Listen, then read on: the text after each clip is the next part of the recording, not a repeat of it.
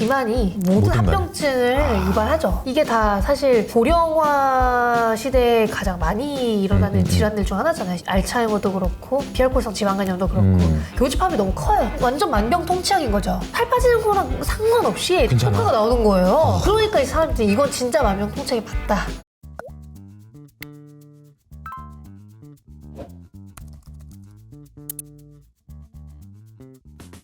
안녕하세요, 이효석입니다. 오늘은 강하나 연구원님 모셨습니다. 안녕하세요. 안녕하세요. 네, 저희 이제 사무실 바꾸고 스튜디오는 처음인데 어떠신가요? 너무 깔끔하고 분위기도 좋고 네. 음료수도 맛있는 것 같습니다. 기분도 좋아 보이시네요. 네. 네, 감사하고요.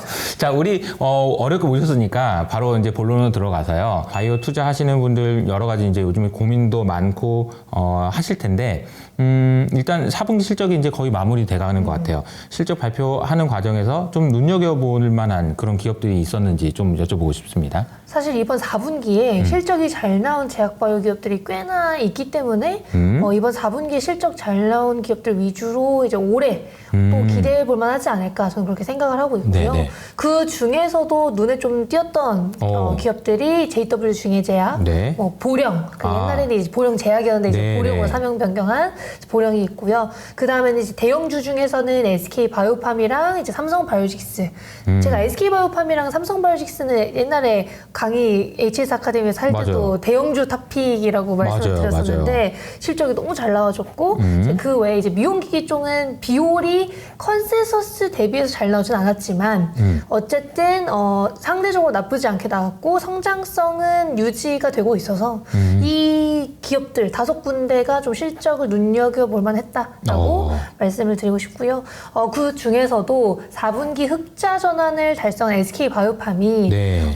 이제 올해는 연간 흑자 전환까지 가능해질 것 같은데요. 이제 아무래도 이렇게 실적 잘 나온 제약사들이 자체 파이프라인을 보유하고 있는 것도 좋지만 전문의약품 위주로 좀 매출이 구성이 되어 있기 때문에 마진율이 계속 올라가고 있습니다. 그래서 SK바이오팜, JW 중해제약, 이 보령 이 세 제약사들이 결국에는 이 전문의약품 비중이 매우 높아서 마진율이 좋아지고 있는 거고 자체적으로 자기가 신약 개발한 의약품이 아니더라도 라이선스 인해서 지금 자체적으로 국내에서 팔고 있는 의약품들이 있기 때문에 당연히 이제 자사 생산으로 자사 제품으로 바뀜으로써 이제 마진율이 좋아지는 구조인 거죠. 그래서 이 세 기업 모두 이제 전문의약품 비중 높고 마진율이 개선되고 있고 신약 개발 파이프라인도 보유하고 있는 거예요. 그러니까 실적은 좋아지는데 바이오텍의 매력이라고 할 수 있는 이제 신약 개발 파이프라인까지 보유하고 있는 기업이라는 게 저는 좀 관심을 가져볼 만하다라고 생각을 하고 있고요. 네, 그러니까 JW 중해하고 보령 그리고 SK 바이오팜이 이 세 기업들이 신기하게 매년 그냥 성장하고 있어요. 이렇게 많이 성장했는데 또 올라 했는데 또 실적이 더 잘 나오고 있거든요. SK바이오팜 같은 경우에는 아시겠지만 엑스코프리라는 뇌전증, 이제 간질약을 자체 개발해서 그러니까 후보물질 단계부터 신약 승인까지 자체적으로 진행했기 때문에 이걸 미국에서도 또 직접 판매를 해요. 그러니까 GPM이 너무 높은 거예요. 다 90%가 넘거든요. 그렇다 보니까 이 의약품의 처방수만 올라가도 이제 계속 그런 시너지가 날 수 있는 거죠. 그래서 바이오팜은 4분기에 흑자 전환 달성했고 이제 올해 같은 경우에는 지금 엑스코프리뿐만이 아니라 이제 카리스파메이트라는 후속 물질도 임상 진전이 많이 되고 있고 일본, 중국과 같은 아시아권에서도 임상 진전이 되면서 그에 따른 매출도 좀 인식이 되고 있거든요. 그래서 이렇게 글로벌화가 빠르게 되고 있고 처방수 계속 올라온다면 실적 성장은 계속 될 수 있을 거다라고 기대를 하고 있고요. 이제 JW 중해제약 같은 경우에는 조금 다른데요. 전문의약품 비중이 높은데 이 JW 중해제약은 자체적으로 처음부터 끝까지 개발하는 게 아니라 네. 다른 빅파마가 개발한 의약품의 국내 판권을 온전히 사오는 거죠. 그러니까 완전 온전히 라이선스 인을 해와서 국내에서 임상을 조금 진행한 다음에 자사 생산까지 달성을 하면서 리바로 패밀리라는 고지혈증 이 패밀리를 이제 자체적으로 생산하고 팔게 된 거예요. 그러니까 마진율이 계속 좋아질 수밖에 없는 구조라고 저는 생각을 하고 있거든요. 실제로 JW 중해제약 같은 경우에는 이 리바로 패밀리, 고지혈증 쪽에서 리바로 패밀리에서 이제 복합제가 50% YY로 성장을 하고 있고 햄리브라라는 혈우병 치료제는 이제 388%. 이게 작년에 또 보험 등재되면서 네. 엄청 많이 뛰고 있고요. 매출 총이익률이 무려 46.5%거든요. 그 자체 신약이 아니더라도 해외 오리지널을 이제 국내 판권만 가져옴으로써 이런 식으로 마진율이 좋아지고 있고요. 그거에 이제 뭐 탈모, 통풍, 뭐 다른 파이프라인 다 있어요. 이 새 제약사들이 자체 파이프라인도 있기 때문에 그래도 그 부분도 약간 플러스 알파? 덤인 거죠. 실적은 어차피 좋아지니까. 보령도 마찬가지고.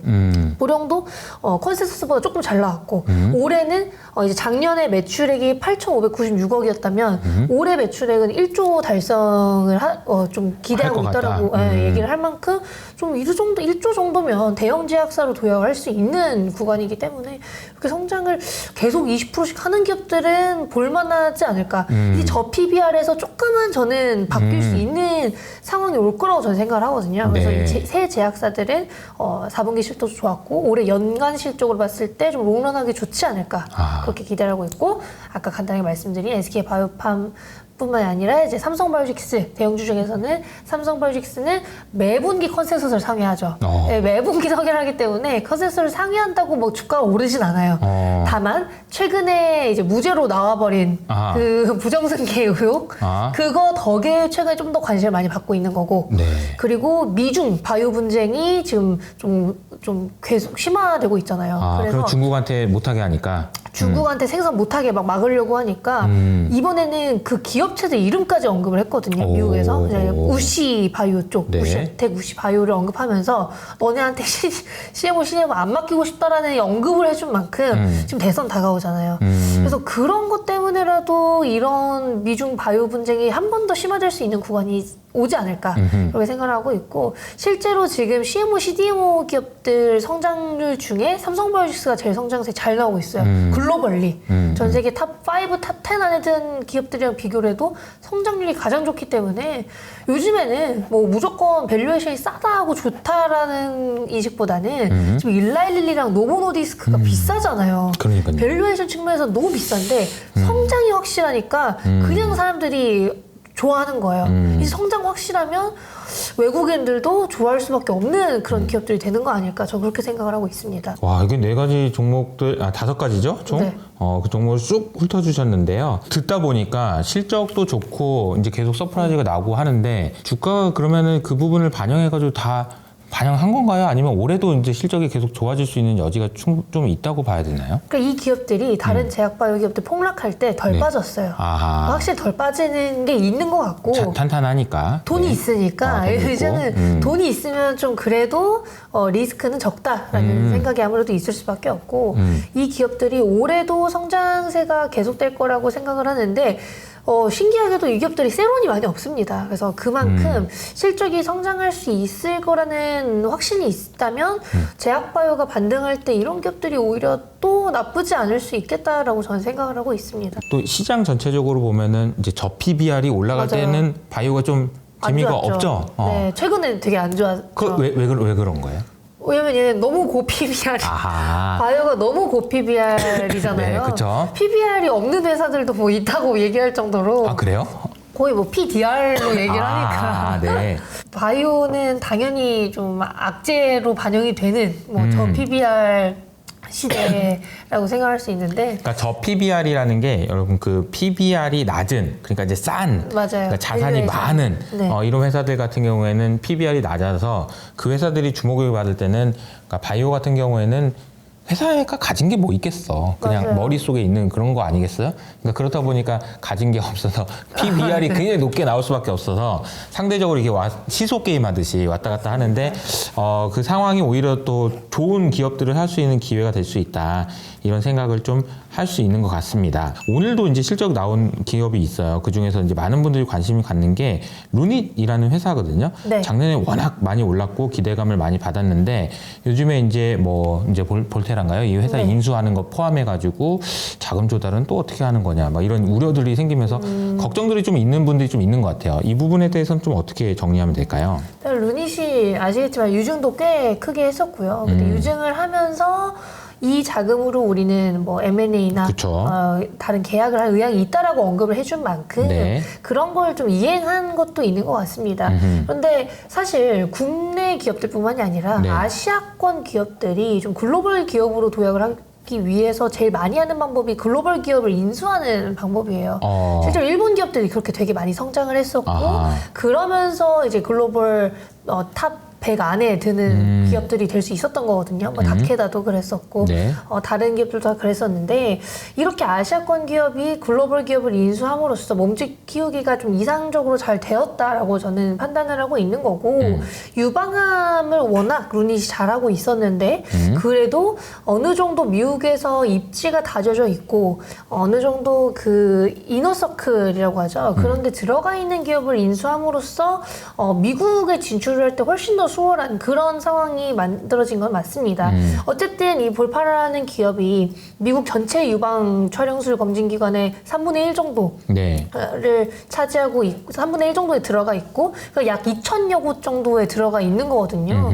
그런 만큼 이 볼파라를 활용하는 기업들이 많은 거고 그런데 거기에 이제 루닛 것까지 끼워 팔 수가 있게 되는 거기 때문에 네. 그런 것들을 좀 시너지 측면에서는 굉장히 좋게 생각을 하고 있습니다. 그리고 국내가 생각보다 이 진단 쪽 보험이나 이제 약가가 잘 안 나와요. 그래서 국내에서는 돈을 벌기가 조금 어렵다라고 많이 알려져 있어서 네. 진단 쪽이나 그런 게 아니라고 하더라도 이 AI 같은 경우에는 해외 파트너사가 저는 절대적으로 많아야 된다고 생각을 하거든요. 그래서 해외 파트너사가 많거나 혹은 해외 기업들과 뭐 계약을 체결해야만 이제 돈이 되는 건데 그러기 위해서는 어쨌든 데이터가 많이 쌓여야 되고 파트너사가 많아지면서 레퍼런스가 쌓여야 되는 거고 그러기 위해서 가장 그래도 이상적인 방법으로 인수를 한 것이 아닌가. 오히려 이것보다도 최근에 루닛이 안 좋았었던 가장 큰 이유 중 네. 하나는 그 인터넷 은행 쪽에 뭐 10억인가 20억 원 정도를 투자한다고 했어요. 그 뉴스 나올 때 주가가 많이 빠졌죠. 맞아요. 그죠? 사람들이 딴짓하는 걸 싫어하더라고요. 그쵸. 보령도 우주 산업에 그때 몇백억 투자한다 했을 때 급락했었거든요. 아하. 한 번 급락한 게 아니라 몇 달 동안 급락을 했었어요. 그러니까 제약바이오 기업이 유증을 하거나 돈 번 걸로 조금 다른 걸 하는 것 같다? 그러면은 사람들이 싫어합니다. 그러니까 내가 왜 너 이것 때문에 샀는데 딴 거 맞아요. 아니야? 왜 그런 거죠. 근데, 옛날에 생각해보니까 갑자기 떠올랐는데 옛날에 SK텔레콤이 SK 하이닉스를 네. 샀거든요. 그때 외국인이 진짜 싫어가 엄청 많이 팔았어요. 잘 생각해보면은요, 하이닉스를 거의 똥값에 샀거든. 20조에 샀을걸? 지금 이제 100조가 넘는데. 근데 이제 사실 생각해보면은 그냥 기분이 나빠서 파는 것도 있는 거고, 맞아요. 잘 샀는지 못 샀는지는 나중에 가서 알 수 있는 거죠. 뭐 우주 뭐 잘 될 수도 있지. 뭐 맞아요. 볼파랑 마찬가지고. 그런데 당시에는 기분이 나빠서 내가 그거 하라고 했냐? 이런 느낌이긴 하죠. 근데 말씀하신 대로 루닛이 유증을 통해서 뭐 볼파라, 뭐 그 데이터, 뭐 시너지 뭐 다 좋은데 인터넷 은행 이거는 좀 갸우뚱하다 이런 느낌이네요. 그죠. 근데 규모가 크지 않아도. 규모가 너무 작은데도 이 사람들 그냥 싫은 거예요. 다만 그때 그렇게 투자를 하는 이유 중 하나가 요즘에는 보험이나 이런 것도 다 인터넷으로 하잖아요. 그래서 그런 거를 좀 구축하기 위해서 했다라고 하거든요. 인터넷 금융 뭐 그쪽이다 보니까. 뭔가 또 시너지를 낼 수 있는. 그래서 그런 데에서 좀 우위를 선점하기 위해서 투자를 하는 거라고는 하는데 어찌됐든 지금 당장은 사람들이 별로 좀 원하지 않았던 그런 투자였던 건 맞는 것 같습니다. 네. 그리고 이제 루닛이 오늘 아니지. 그러니까 어제 실적이 나왔죠. 실적이요. 네. 네, 매출액은 많이 성장을 했는데 영업이익이 생각보다 많이 여전히 안 좋아요. 네. 그래도 이제 해외 매출이 늘어나고 파트너사가 많아지면서 이제 흑자 전환이 빨라질 수 있을 거라고 생각을 했는데 생각보다 이게 영업이익 단으로 찍힐 수 있는 그런 계약들이 많이 없고 지금은 좀 뿌리는 단계라고 생각을 하시면 될 것 같아요.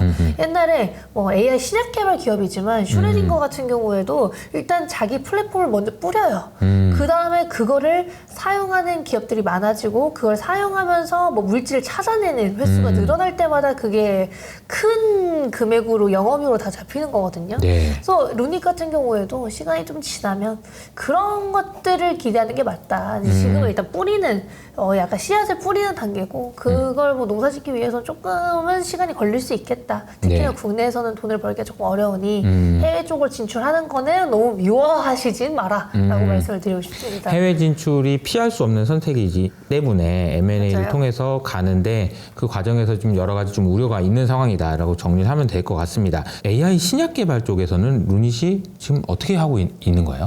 사실 AI 진단 기업들이 진단만으로는 돈을 되게 오랫동안 많이 벌기가 힘들다는 생각을 하면서 자체적으로 데이터가 많이 쌓이니까 이걸로 그러면은 신약 개발 쪽으로 나가볼까라는 돌파구를? 생각을 다 많이 하세요. 네. 다만 지금 당장 이 플랫폼이 구축이 되어 있다라고 하기보다는 하고자 하는 그런 알고리즘을 만들고 플랫폼 만드는 게 우선이고 그 플랫폼을 통해서 이제 물질을 발굴한 이후 뭐 그걸 임상에 진입시키거나 파트너사를 통해서 이제 그 후보 물질을 발굴하는 계약이 되기 전까지는 이제 기업의 가치에 반영을 하기는 좀 쉽지 않다라고 아하. 보시는 게 맞을 것 같습니다. 네, 그러니까 이제 계획은 많이 있는데 그 부분을 기업 가치에 반영하려면은 아직은 좀 봐야 된다. 네.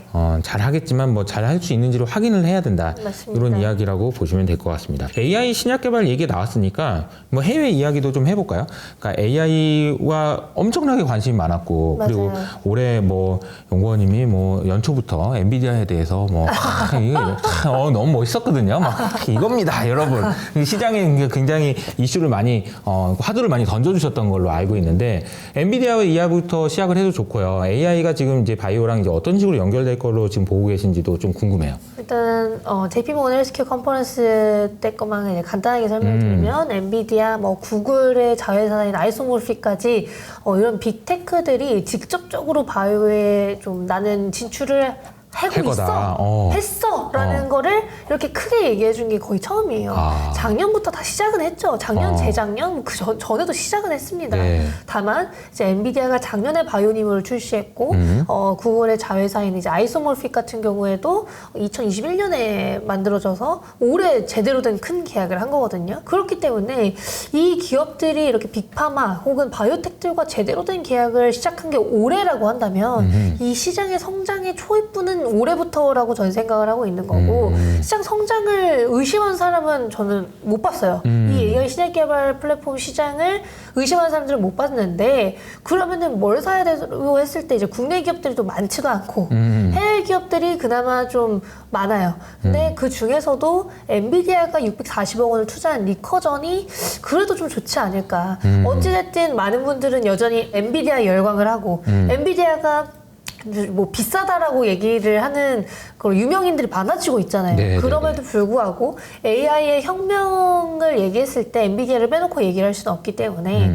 AI가 지금 좀 빠르게 성장을 하고 있는 상황이라면 이 성장세가 꺾이기 쉽지 않겠다. 그러면 그 중에서도 엔비디아와 직접적으로 계약이 가장 많이 되어 있고 JP모건 헬스케어 컨퍼런스에서 베타 보여준 리커전이 조금 그래도 안전하게 성장을 할 수는 있지 않을까. 엔비디아가 투자한다고 하면서 그때 많이 올랐었어요. 이미. 맞아요. 어제도 맞아요. 엔비디아의 그 13F라고 엔비디아 들고 있는 주식이 좀 공개됐거든요. 네네. 그 공개돼서 난리 났잖아요. 어제.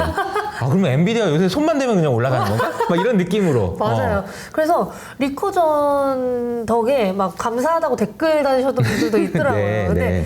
그만큼 리커전은 저는 지금도 비싸지 않다. 빠져도 저는 전혀 걱정이 안 될 것 같아요. 그렇구나. 어찌됐든 AI 시장에 있어서 선두가 되어버렸고 엔비디아를 등에 업고 선두가 되어버린 기업이고 리커전은 지금 이미 플랫폼으로 잘 하고 있기 때문에 좋아하고요. 이제 슈레딩거 같은 경우에는 리커전보다 조금 더 IT 성향이 강하기 때문에 좀 다르게 보고 있는데 슈레딩거 같은 경우에는 아까 앞서 간단하게 설명드렸던 것처럼 플랫폼이 조금 더 많이 뿌려져 있는 기업이에요. 리커전은 자체 플랫폼을 보유하고 있긴 하지만 이제 바이오 쪽 연구 개발도 많이 진행을 하고 있기 때문에 그쪽이 슈레딩거보다는 조금 더 강한 거고 슈레딩거는 조금 더 IT 쪽이 강한 그런 기업입니다. 그래서 엔비디아가 투자를 안 했나 싶기도 해요. 어쨌든 엔비디아는 IT가 강한 회사이기 때문에 그쵸. 바이오가 강한 회사를 선호할 수밖에 없잖아요. 아하. 그래서 슈레딩거가 더 큰 회사임에도 이제 슈레딩거는 IT 쪽도 워낙 잘하고 있고 콧대가 되게 높아요. 빌 게이츠가 옛날에 막 알리바바 팔고 막 슈레딩거 사고 막 그랬었거든요. 있었거든요. 그래서 그만큼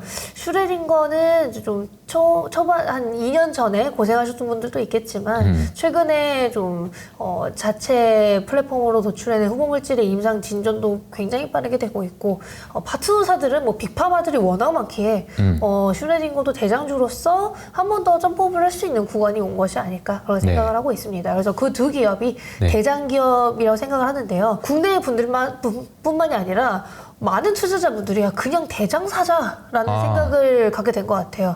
좋은 예시가 이제 엔비디아. 그리고 이제 바이오 쪽은 노보노디스크랑 일라일리 보면서 이럴 거면 뭐 비만 치료제 관련주를 살 게 아니라 그냥 비만 치료제 관련주는 그냥 일라일리입니다. 뭐 이런 거잖아요.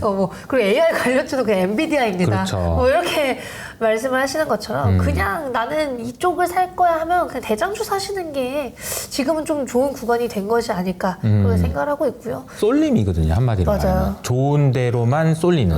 근데 그게 그래서 작년에는 너무너무 쏠려가지고 야, 그 미국의 지금 S&P 500개 기업 중에서 700개 빼면은 기업도 아니냐 그러면서 S&P 493 이랬잖아요. 진짜. 근데 이제 우리 올해는 지금 이제 세 개로 추리자 막 이런 얘기까지 나와요. 그러니까 뭐 마이크로소프트랑 그다음에 그 메타 그리고 뭐 아마존, 엔비디아 이렇게만 해가지고 M&M 이렇게만 하자. 나머지 497개 뭐 이런 식으로 테슬라 너 빠져. 막 이런 분위기. 애플 너 빠져. 너 안 되잖아. 이런 너무 지나친 쏠림 아닌가 그런 생각이 들긴 하는데 어쨌든 AI 신약 개발이라고 한다면은 그냥 차라리 뭐 작은 거 하지 말고 엔비디아를 사자. 이런 식으로 엔비디아를 뭐 GPU도 좋은데 바이오 신약 개발도 좋을 테니 뭐 이런 식으로 생각한다라는 건데요. 근데 AI 신약 개발이라는 게 신약 개발인데 AI를 통해서 뭐 한다는 의미인 것 같긴 한데요.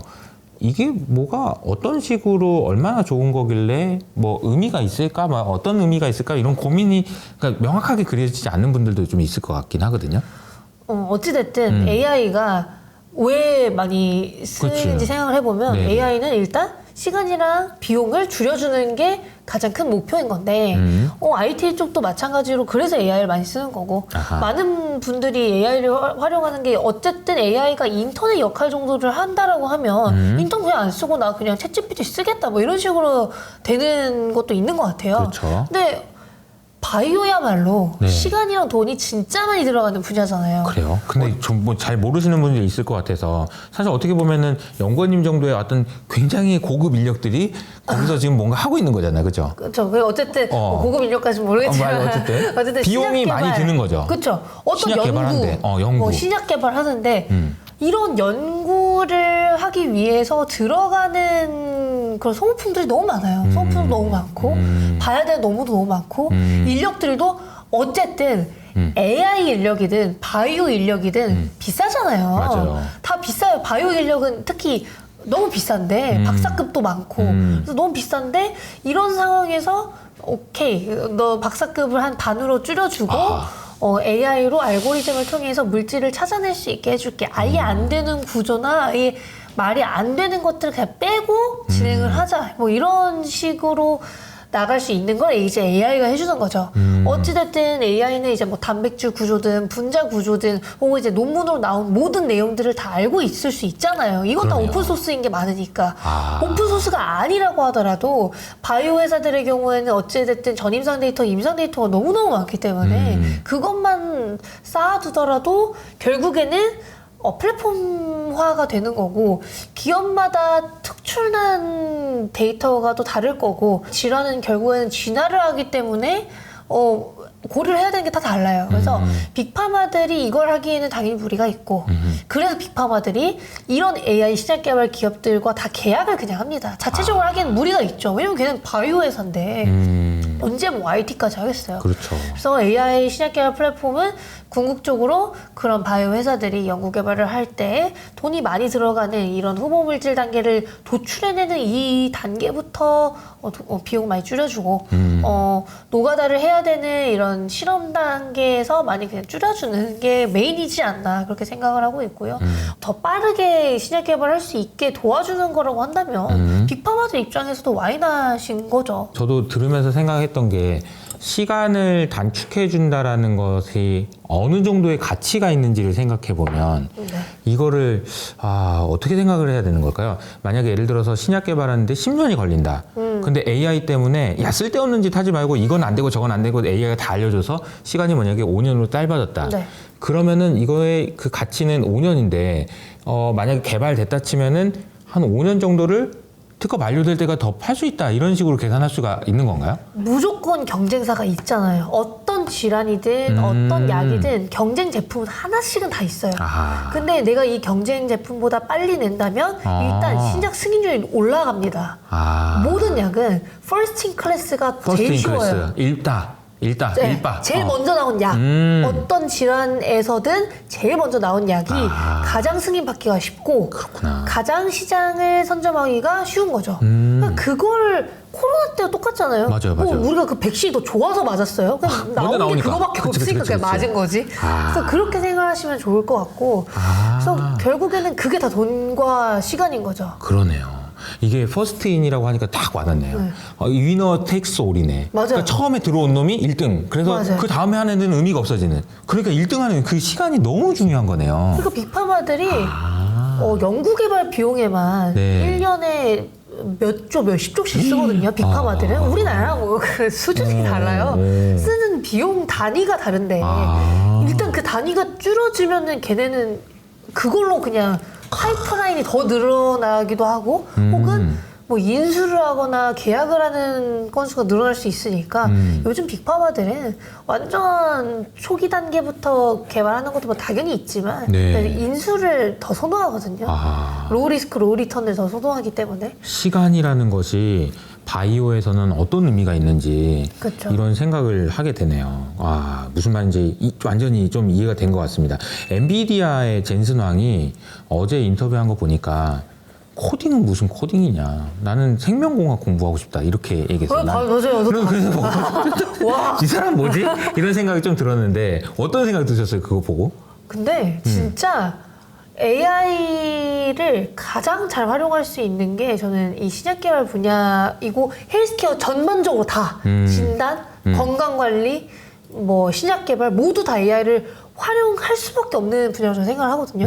그리고 어찌됐든 이 IT의 AI는 한계가 있을 거예요. 분명히. 그리고 인간, 특히 젠슨 왕 같이 전 세계적으로 성공한 사람들은 다 건강이 짱이야 이렇게 얘기를 하거든요. 그치. 왜냐면은 건강이 오래 살고 싶겠죠. 그쵸. 건강하지 않으면 어차피 자기가 이뤄놓은 모든 게 다 아무것도 아닌 건데 그런 걸 고려해보면 바이오 쪽을 안 할 수가 없는 거예요. 그리고 이 바이오가 당연히 리스크도 크지만 최근에는 또 비만 치료제 얘기를 드리지만 비만 치료제 약 하나 잘 만들어서 지금 그걸로 노보 노디스크는 유럽 1등 기업이 돼버렸잖아요. 시가총액 1등 기업이 돼버렸고 뭐 계속 막 몇십 조, 몇백 조씩 막 계속 시가총액이 늘어나고 있는데 그게 낫죠. 약 하나 잘 만들어서 나라를 살리는 수준이 돼버리고 있다 보니까 바이오를 안 할 수가 없는 거예요. 인풋이 크다고 생각할 수 있지만 발굴을 해놓은 게 괜찮으면 특히나 AI로 좀 추려낸 걸로 개발을 하게 되면 인풋 대비 아웃풋이 오히려 더 뛰어나게 될 수 있는 분야가 이쪽이라고 저는 생각을 하고 있고 사람은 우리나라야 뭐 인구수가 줄어들지만 네. 어쨌든 지구에 있는 인구수는 늘어나잖아요. 맞아요.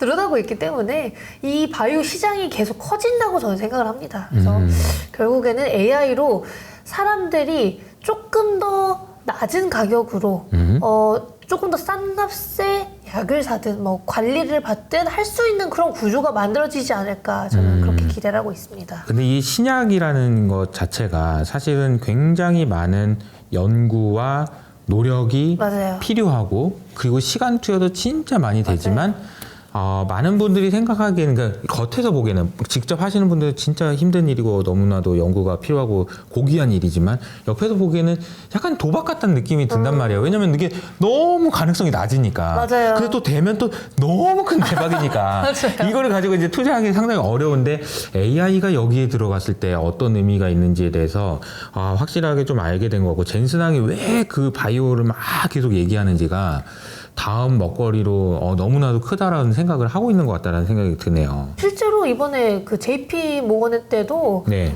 다른 바이오 회사에도 투자를 할 의향이 있다라고 얘기했거든요. 그러니까 이제 저희 미디어가 다음 13F에서 얘 손찌검했다 그러면 바로 또 올라가는 거지. 어떤 바이오 모르겠지. 회사든 AI 시작한 회사에 이제 뭐 약간 새끼손가락에도 올려주면 이제 거기도 이제 폭등할 수밖에 없는 거죠. 그러네요. 리커전 조금만 더 여쭤보면요. 네. 리커전은 이제 어떤 회사고 엔비디아가 왜 산 거예요? 리커전도 AI 신약 계열 플랫폼으로 도출해낸 후보 물질이 임상에 진입한 그런 이력이 있는 회사이기 때문에 이 플랫폼의 가치가 어느 정도 입증이 된 회사인 거죠. 그러니까 그런 걸 할 줄 아는 회사구나. 그렇죠. 네. 그리고 빅파마와의 계약을 한 1억도 있고 그렇기 때문에 괜찮네? 라는 생각을 가질 수밖에 없는 거예요. AI 시작 계열 플랫폼 기업들의 특징 중 하나가 다 자기 플랫폼이 최고라고 해요. 그런데 그러겠죠. 그거를 입증시키기 위해서는 일단 파트너사가 있어야 되고 두 번째는 자체 플랫폼으로 도출해낸 후보 물질들의 데이터가 있어야 돼요. 그게 아니면 아무리 좋다고 한들 좋을 수 있지만 사람들이 믿지를 못하는 거예요. 그렇지. 오케이 좋다는 거 알겠는데 말로 어떻게 뭘로 믿니? 그치. 좋다고 넌 입증할 건데 왜냐면 알고리즘은 다 좋을 거예요. 기업마다 조금씩 다르고 알고리즘이 아니더라도 뭐 머신러닝 방법이든지 아니면은 얘네가 특출난 뭐 질환이라든지 다 조금씩 다르기 때문에 한 바이오 회사가 여러 회사들이랑 계약을 할 수밖에 없는 거거든요. 다 잘하는 분야가 다르니까. 그래서 오히려 AI 기업들은 수혜인 거죠. 그런 부분에서는. 근데 이제 리커전의 경우에는 어찌됐든 바이오 쪽을 잘하고 있고, 임상에 진입한 이력도 있고, 연구 개발을 하고 있는 파이프라인이 뭐 한 개도 아니고 여러 개가 있는데, 빅파마와의 계약을 한 이력도 있어서, 이 정도면. 게다가 잘하고 엔비디아가 있다. 찍어줬고, 그쵸. 게다가 돈도 넣어줬으니까 그렇죠. 도와주겠죠.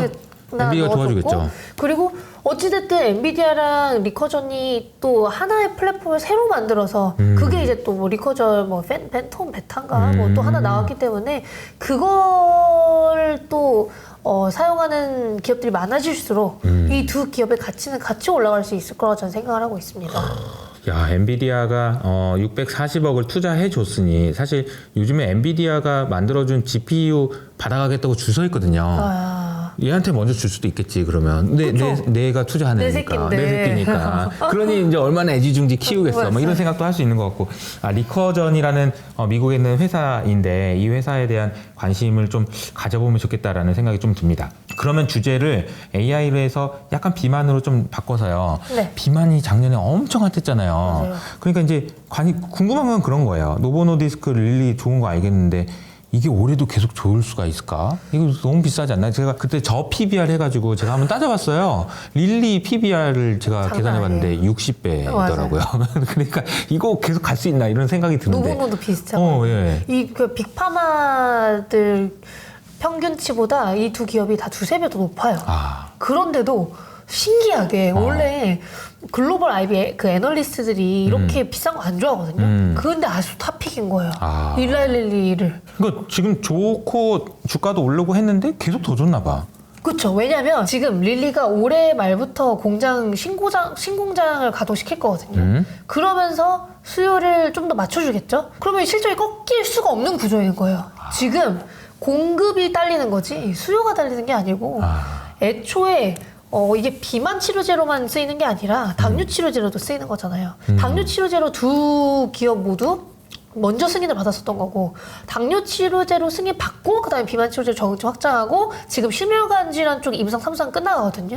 그럼 노보노디스크는 그럼 심혈관 질환까지 적응증 추가하고 알츠하이머도 25년에 끝나요. 그러면 이제 완전 만병통치약인 거죠. 이 GLP-1 유사체라는 인슐린을 조절하고 잠깐만요. 근데 그 약이 근데 뭐 어떻게 그럴 수가 있는 거예요? 근데 아니 그러니까 살도 빠지고 당뇨병도 치료해주고 뭐 다 되는 거야? 심혈관 질환도. 사실 아시겠지만 이게 비만이 모든 합병증을 유발하죠.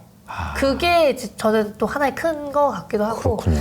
그리고 이게 다 사실 고령화 시대에 가장 많이 일어나는 질환들 중 하나잖아요. 심혈관 질환도 그렇고 뭐 알츠하이머도 그렇고 또 이제 비알코올성 지방간염도 그렇고 이게 다 교집합이 너무 커요. 근데 살이 빠져서 이 질환이 치료된다가 또 아니더라고요. 임상 데이터 그래요? 보면 살 빠지는 거랑 상관없이 체중 감소랑 상관없이 괜찮아. 효과가 나오는 거예요. 그러니까 이 사람들이 이건 진짜 만병통치약이 맞다. 이런 생각을 갖고 있는 거고, 지금은 이제 GLP-1 주사체 말고 뭐 이중작용제, 삼중작용제까지 계속 늘어나고 있고, 어찌됐든 부작용이 없진 않죠. 메스꺼림, 뭐 울렁거림 이런 게 있고, 그런 것까지 없애기 위해서, 혹은 주사제를 싫어하는 사람들을 위해서 이제 경구용으로도 개발하고 있고, 이렇게 조금씩 단점을 다 어느 정도 개선을 해나가고 있는 게 이 두 기업들의 이제 넥스트 파이프라인들인 거죠. 그러니까 이게 비만 치료제가 뭐 작년에 너무 좋았어서 올해도 더 좋을 줄 모르겠어 했는데 실적이 계속 더 좋게 나오는 거예요. 그러니까 이게 빠질 겨를이 없는 거죠. 그래서 이 정도면 그냥 지금 시대가 비만 인구가 줄어들지 못하는 시대이기 때문에, 당뇨 인구가 줄어들지 못하는 시대이기 때문에 심혈관 질환도 늘어나고 있고 혈관성 지방간염까지 늘어난다면 그래도 올해까지는 그래도 지켜볼 만하지 않을까라는 생각을 갖고 있는 것 같습니다.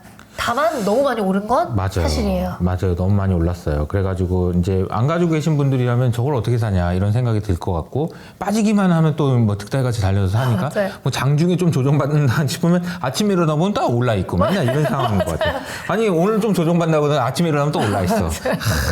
근데 그게 구조적으로 그럴 수밖에 없다라는 게, 인구는 느는데 노인 인구도 늘어, 비만 인구는 더 늘어, 식습관을 안 하고. 뭐 아시아권이야 뭐 그나마 많이 없지만 심지어 아시아권에는 아직 공급도 못 하고 있는데 지금 실적이 저렇게 나오는 거잖아요. 그러니까요. 그럼 아시아권까지 되면 이게 얼마나 올라갈지 가늠도 안 되는 거고, 이 두 기업이 비만 치료제, 뭐 당뇨 치료제 이쪽 말고도 다른 파이프라인들이 없는 게 아니기 때문에 관심을 받을 수 있는 거고, 실제로 이렇게 번 돈으로 자꾸 이제 비만 치료제 관련 기업들 사요. 또? 네. 왜냐면 자신들이 입지를 뭐 높이기 위해서. 높여야 되고, 지금 빅파마들이 최근에 막 비만 치료제 참전할 거야 막 이렇게 언급을 되게 많이 하고 있어요. 왜냐면 돈이 되는 게 보이니까 안 할 수가 없는 거예요. 도저히. 그래서 빅파 머크, 뭐 사노피, 뭐 다른 화이자, 얼마나 배가 아프겠어요. 배가 너무 아파서 코로나 때처럼 막 배가 아프기 시작한 거예요. 그러니까 하나둘씩 사기 시작하더라고요.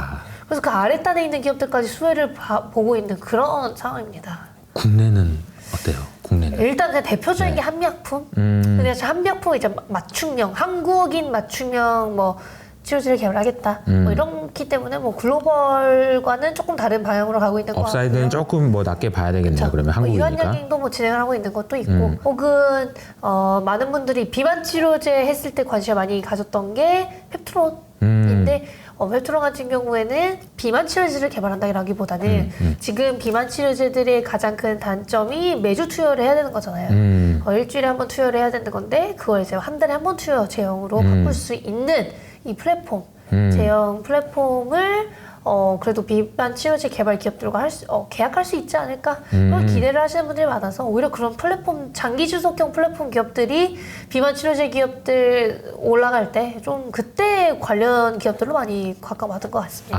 한미약품, 유한양행, 그리고 펩트론 같은 경우에는 장기 지속형, 장기 지속형으로 가능성은 있지만, 연구원님 얘기를 들어보면 비싸도 밤에 자기 전에 빠지면 노보라릴리를 하는 날 수 있겠다라는 생각이 좀 들긴 하네요. 다른 빅파마들이 부러워가지고 나도 할래 할 정도로 그런 상황이 그렇다라는 거네요. 어떻게 보면 이제 오늘 이야기할 때 주제가 AI하고 비만에 대한 이야기를 쭉 했고, 실적에 대해서 좀 점검을 해주셨는데, 바이오 투자하시는 분들한테는 와, 이거 이상 더 조언을 해드릴 수 있을까 싶을 정도로 깔끔하게 다 정리가 된 것 같다는 생각이 너무 감사합니다. 혹시 좀 뭐 마지막으로 좀 하시고 싶은 말씀이 있으실까요? 아니면? 지금 자꾸 뭐 CPI도 너무 잘 나오고 그래서 금리 인하가 더 밀렸다라는 얘기가 있긴 하더라고요. 네네네. 다만 저희가 저번에 말씀을 드린 것처럼 언젠간 인하를 할 수밖에 없지 않을까. 사람들이 안 힘들다고 하는데 제주에 힘든 사람 많거든요. 그래서 뭐 그래도 이 정도면 인하를 안 할 수도, 평생 이렇게 높게는 유지가 될 수 없으니 바이오가 그때 관심을 받을 수 있지 않을까. 혹은 그게 싫다라고 하면 그냥 돈 많은 기업 보는 게 지금은 제일 좋아 보입니다. 현금 네. 보유하고 있는 기업들, 실적 조금이라도 나오는 바이오 기업들을 보는 게 지금은 좀 가장 좋을 것 같고 국내 기업들도 이제 전 세계적으로 신약이 하나둘씩 나오고 있는 상황이에요. 올해 결과 나오는 게 이제 유한양행 그리고 한올바이오파마가 결과가 나올 수 있을 것 같거든요. 그렇게 되면 국내 기업들도 뭐 라이선스 아웃을 했을지라도 국내 기업들의 물질들이 이제는 좀 진전이 많이 되고 있고 레벨업이 많이 됐다라고 저는 생각을 하고 있습니다. 그래서 그런 기업들을 이제 마음 편히 보시는 것도 좋아 보인다라고 네. 설명드리고 싶네요. 바이오와 관련돼서는 이제 어쨌든 큰 틀에서 시장에 영향 안 받을 수 없었기 때문에 PBR에 관심이 많을 때 네. 혹은 금리가 안 내려올 것 같을 때는 좀 관심이 없으니까 사실 이럴 때 사야 되는 거고 반대로 이게 또 부각받을 때는 또 팔아야 되는 거고 그런 식으로 이제 잘 해야 된다라는 생각이 좀 들고요. 금리 얘기를 해주셨으니까 잠깐만 첨언을 하면은 혹시 그거 아세요? 우리는 지금 미국이 경기 침체에 빠질까 말까 엄청 전전긍긍 맨날 보잖아요. 근데 우리 관심이 없는 사이에 영국과 일본은 경기 침체에 빠졌습니다. 맞아요. 이미 일본이 빠졌어요. 너무 힘들더라고요. 이미 빠졌어요. 그 주가는 계속 올랐는데 경기 침체에 빠졌고 그러니까 중국 같은 경우는 디플레이션에 빠져가지고 지금 힘들어진 상황이고. 그러니까 우리가 뉴스에서 보는 미국의 상황은 너무 좋지만 그 외에 모든 나라가 다 힘든 상황이기 때문에 우리나라도. 이 파월 듣고 있니? 금리 좀 내려라. 뭐 이런 생각할 수 있고. 버티더라도 결국은 하지 않을까라는 생각을 한다면은 그러니까 바이오에도 조만간 아니면 혹은 뭐 좀 더 길어지면 어떤가 뭐 나중에 오른다면 이런 생각도 할 수 있지 않을까라는 생각이 좀 듭니다. 알겠습니다. 그러면 연구원님 오늘 그 바이오 투자하시는 분들에게 큰 도움 되셨을 것 같고요. 저희가 다음에 또 한번 모시고 좋은 말씀 듣도록 하겠습니다. 감사합니다. 감사합니다.